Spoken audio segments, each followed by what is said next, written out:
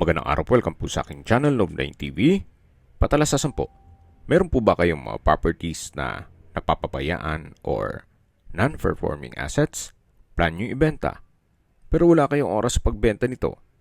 Kung ito'y pagkakatiwala nyo po sa amin, tawag lang po kayo sa aking numero, usap po tayo, gawin ko po ng video for free. Yes, libre po, wala po kayong babayaran. Tutulungan pa namin kayong mabenta ang inyong property. Kami na po bala sa marketing, sa boosting or paid ads. Even sa tripping, hindi na po kayo mapapagod sa pag-entertain ng mga buyers. Kami na po bala sa lahat. Tawag lang po kayo. Nandito po tayo ngayon sa isang exclusive subdivision dito sa Binyan, Laguna.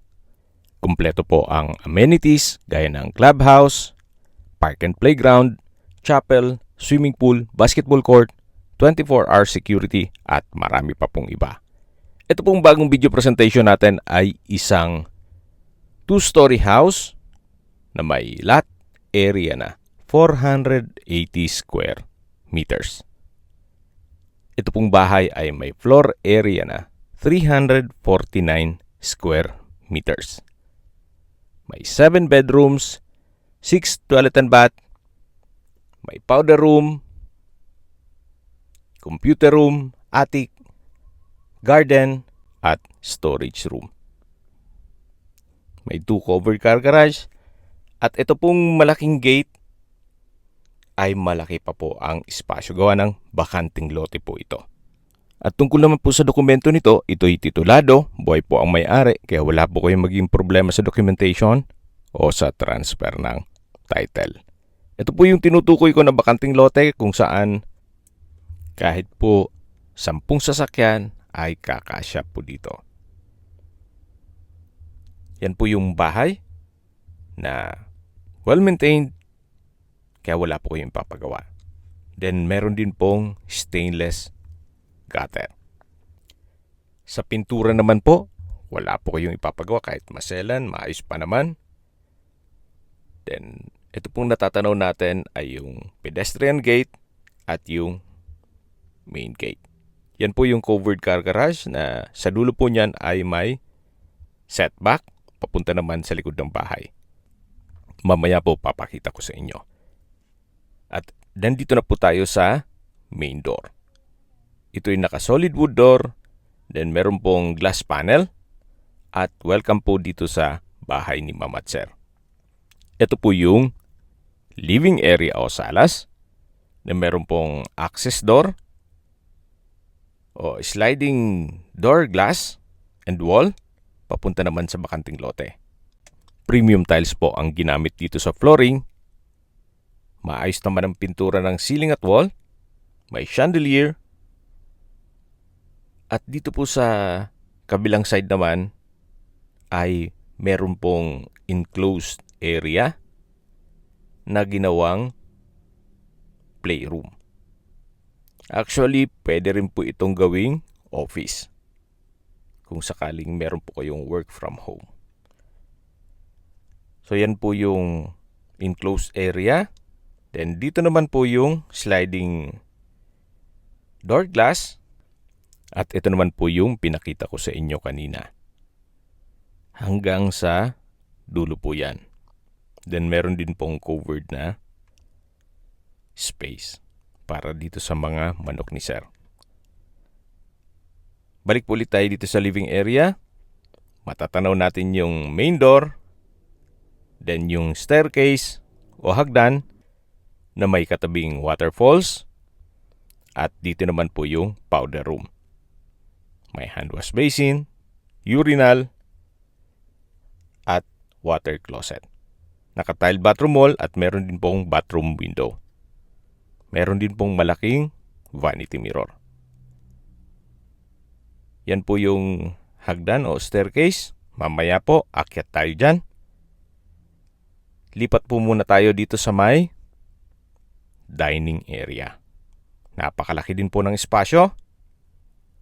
Then sa dulo po ay may sliding door glass and wall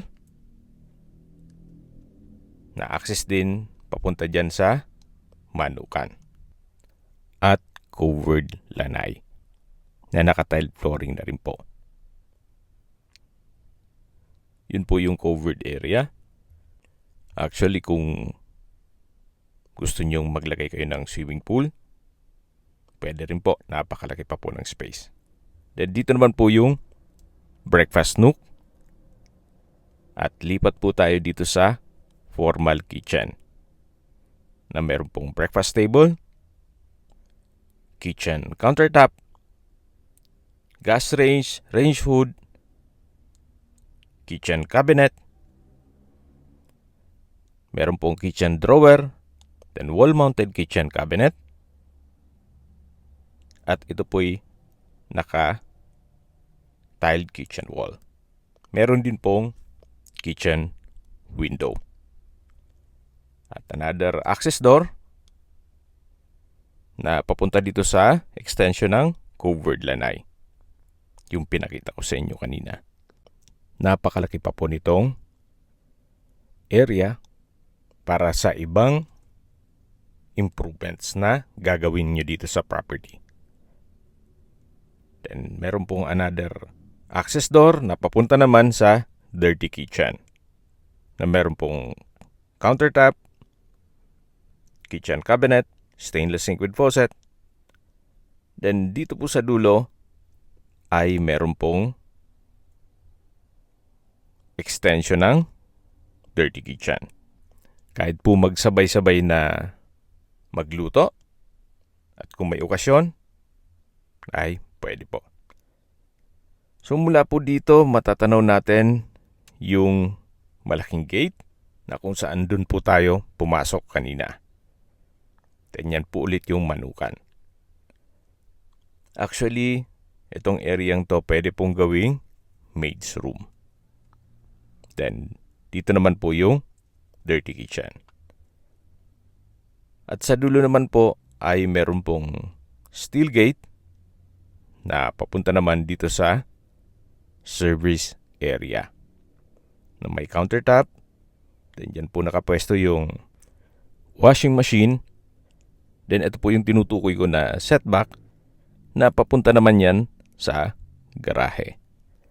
At doon po sa main gate. So yan po ulit yung service area. At ito po yung dirty kitchen. Then balik po tayo dito sa formal kitchen. Ito pong formal kitchen ay napakalaki din ang espasyo. Then ito naman po yung maid's room, then yung computer room. So meron pong dalawang window glass, then sa espasyo sakto lang. Hindi naman siya ganun kaliit at hindi naman ganun kalaki. At dito naman po yung another room, pero meron pong natutulog kaya hindi natin mapasok ito. Then dito naman po yung common toilet and bath.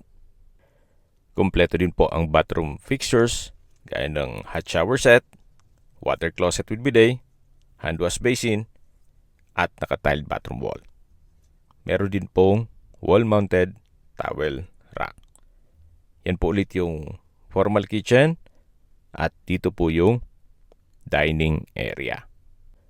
Ang kabilang side po niyan ay yung living area, then yung main door. At dito na po tayo sa hagdan o staircase na kung saan ito'y naka-wood parquet, then wooden handrail at metal railing. Akyat po tayo, samahan niyo po ako. Meron po itong staircase window na nag-serves as natural sunlight. Then malapit na po tayo at nandito na tayo sa second floor. Ito po yung family area. Then meron pong spiral stairs papunta sa attic. At dito naman yung access door na papunta naman sa balkonahe o terrace na kung saan napakalaki po ng espasyo. Sa ilalim po nito ay yung garahe. Then hanggang dito po yung balkonahe. Yan po yung split type aircon. At dito naman po sa side na to yung main door. At yan po yung pedestrian gate. Itong Henry po ulit, itong balkonahe. Napakalaki po ng espasyo. Then dito po sa dulo, silipin po natin yung setback na mula garahe papunta naman dun sa service area. Yung pinakita ko sa inyo kanina. Napakalaki po nitong bahay. At meron pa siyang attic. So check po natin yung mga kwarto. Pasok po ulit tayo dito sa loob. Meron na rin pong aluminum screen door. Mamaya akyat dito tayo sa spiral stairs. At ito naman po yung unang kwarto dito sa second floor. Actually, ito po yung master bedroom. Naka-wood parquet ang flooring.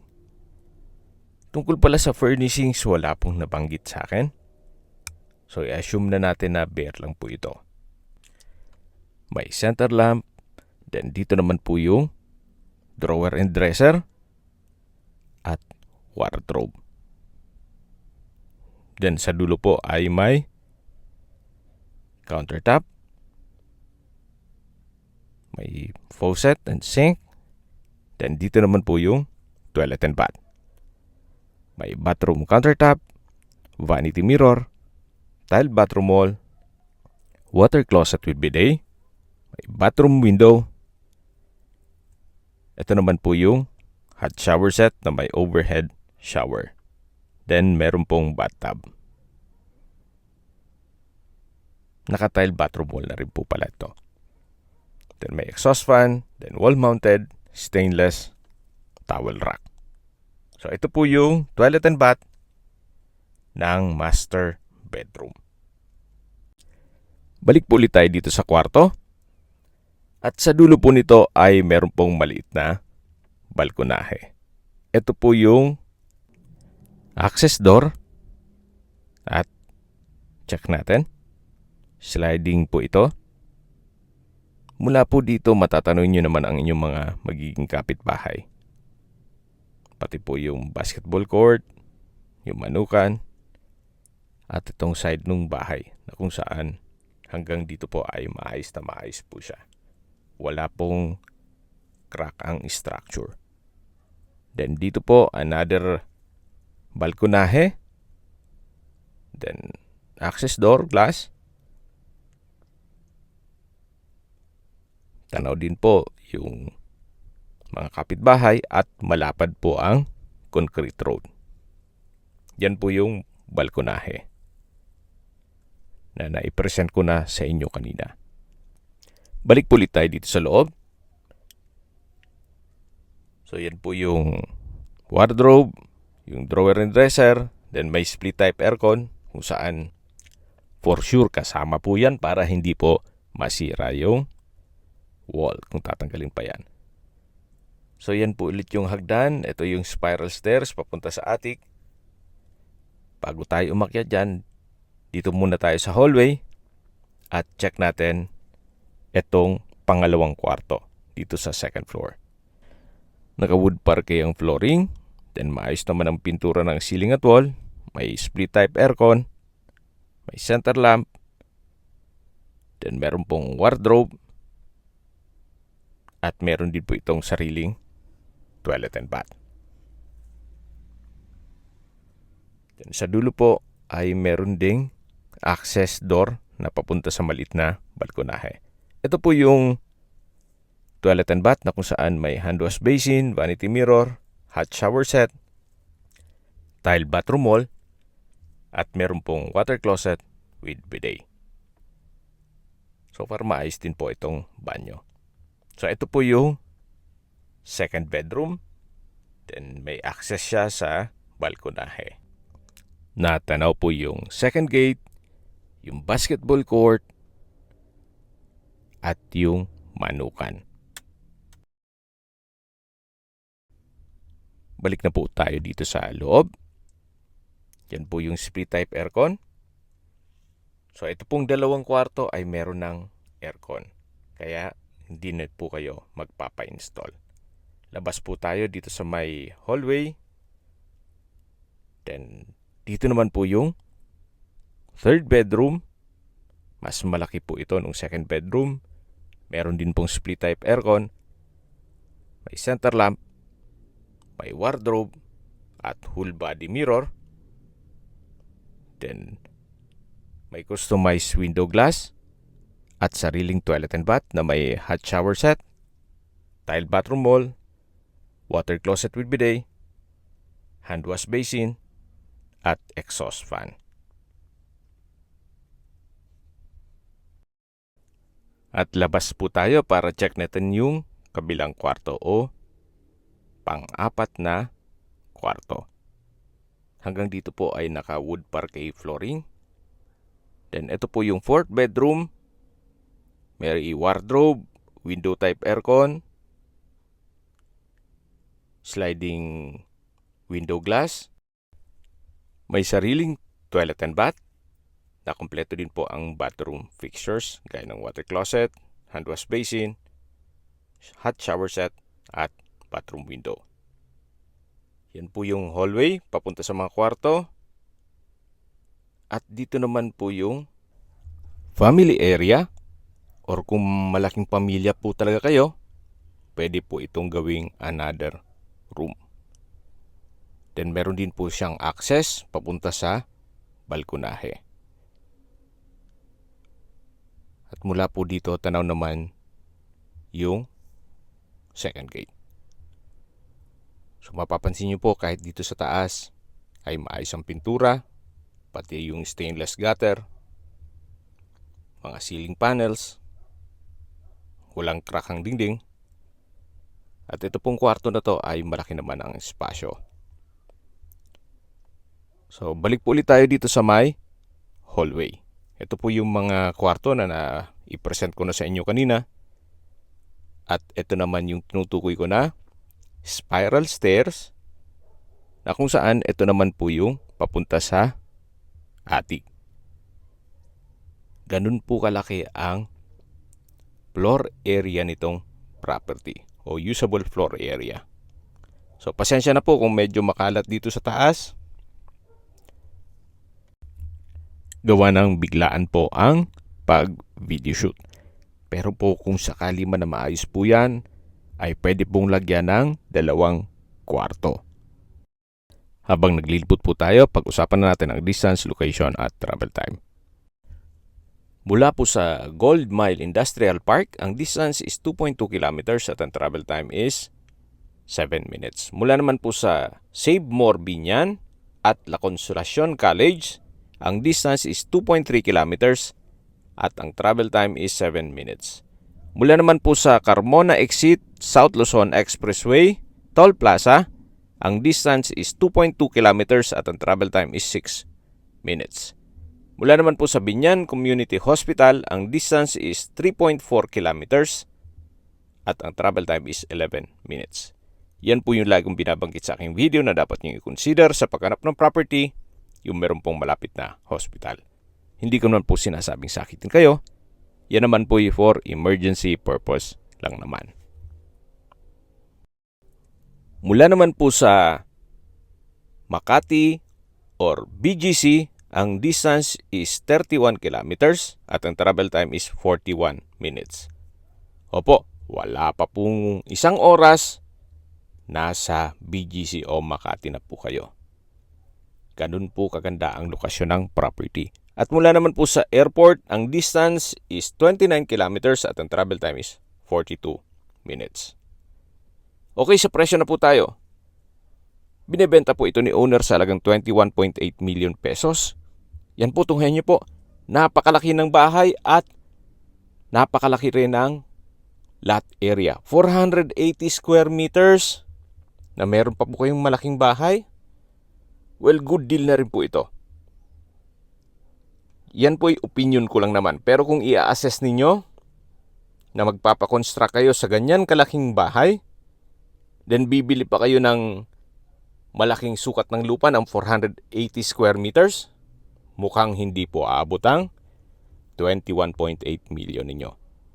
Kesa po bibili kayo ng mga brand new na bahay na may lot area ng 180 square meters, then may 3 bedrooms na ang presyo ay nasa 20 million or 21 million, halos same price lang nito. Well, pag-isipan nyo po. Sa lokasyon, may mga amenities o kumpleto na po ang amenities nito at may 24-hour security at malapit din po sa Manila. Kung may mga katanungan po kayo, tawag lang po kayo sa aking numero. At sa mga kababayan naman natin nasa ibang bansa, meron po akong WhatsApp, Viber at Telegram. Same number lang po, 0917-316-3399. Sa mga nagtatanong naman po ng aming Facebook, meron po aming Facebook page na Nov9TV at Facebook Real Video. Meron din pong TikTok at Instagram. May ibang YouTube channel po kami, the Nov9TV channel, Nov9TV Listings, Nov9TV On The Spot, Nov9TV Updates, at Nov9TV House Rental.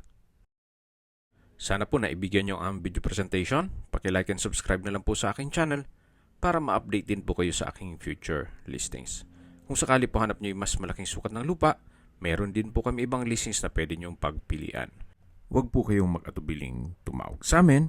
Then, let us know your budget para malaman namin kung anong property pwede naming ilog sa inyo. Sa lahat pong viewers, subscriber at nagtiwala po sa amin, salamat po sa suporta.